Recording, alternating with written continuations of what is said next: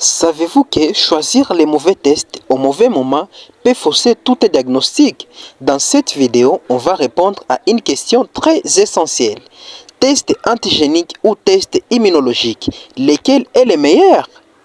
Alors, en tout début, nous allons définir quelques mots clés, notamment l'antigène, l'anticorps, les tests antigéniques et les tests immunologiques. Alors, un antigène, c'est une molécule. Ça peut être un fragment des virus, d'une bactérie ou bien des parasites donnés qui a la capacité de déclencher une réponse immunitaire. La structure externe d'un parasite ou bien des micro-organismes est constituée par des différents types de protéines, des glycoprotéines qui, une fois en contact avec notre organisme, ils cherchent à les reconnaître et ainsi produire des anticorps spécifiques. Alors que les anticorps sont des protéines aussi produites par notre système immunitaire pour neutraliser les antigènes. En fait, en d'autres termes, les anticorps sont les soldats qui nous défendent contre les maladies dans notre organisme. Le test antigénique, c'est un test qui est utilisé au laboratoire médical dans le but de détecter directement la présence de l'antigène, par exemple une protéine virale.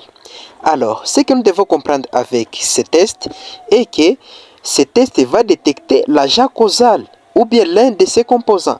Par exemple, si la personne souffre de malaria, le test va détecter la présence du plasmodium en direct ou bien il va détecter l'un de ses composants, soit une protéine qu'il produit ou bien d'autres composants qu'il peut produire.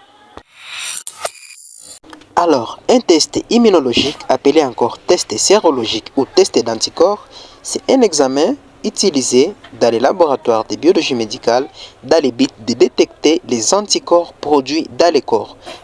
Et donc, quand nous sommes en contact avec un micro-organisme, notre corps cherche à se défendre. Et pour ça, le corps produit des anticorps spécifiques contre les pathogènes.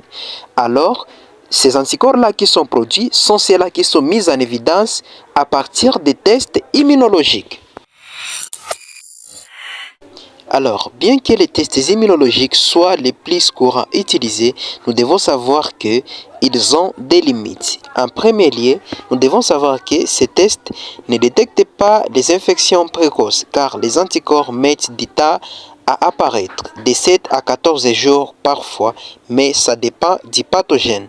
Nous allons constater ici que la personne peut porter un antigène d'un pathogène donné, mais si les anticorps ne sont pas encore produits, ce test va indiquer négatif alors que la personne est en train de souffrir.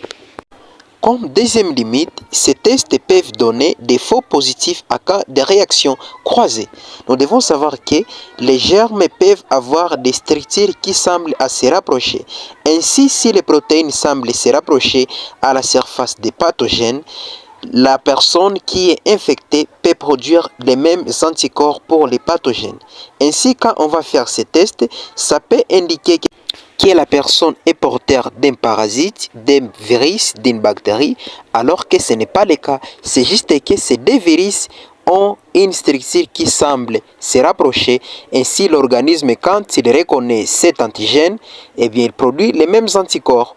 Donc, c'est une réaction croisée qui peut interférer avec les résultats. Troisième limite, ces tests ne permettent pas toujours de dire si l'infection est active ou ancienne. Avec ces défis, nous allons constater qu'il y a des personnes, tous les jours, ils vont à l'hôpital et à chaque fois, on leur dit toujours qu'ils ont la fièvre typhoïde.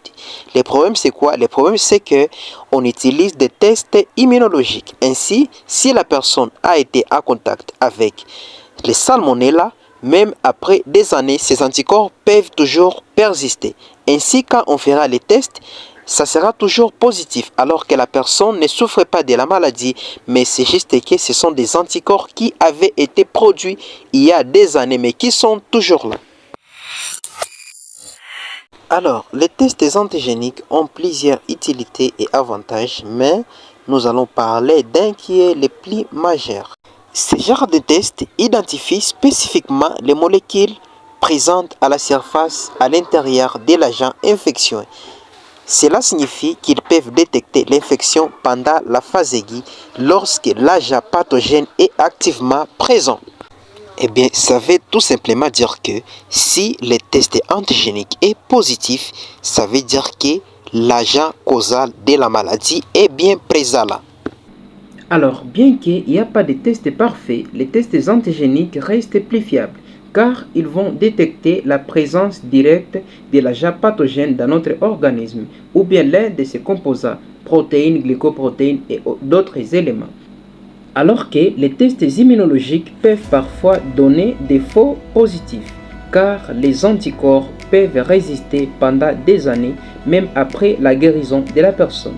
Alors si cette vidéo vous a plu, n'hésitez pas de vous abonner, à liker et à partager nos contenus. On se dit à très bientôt.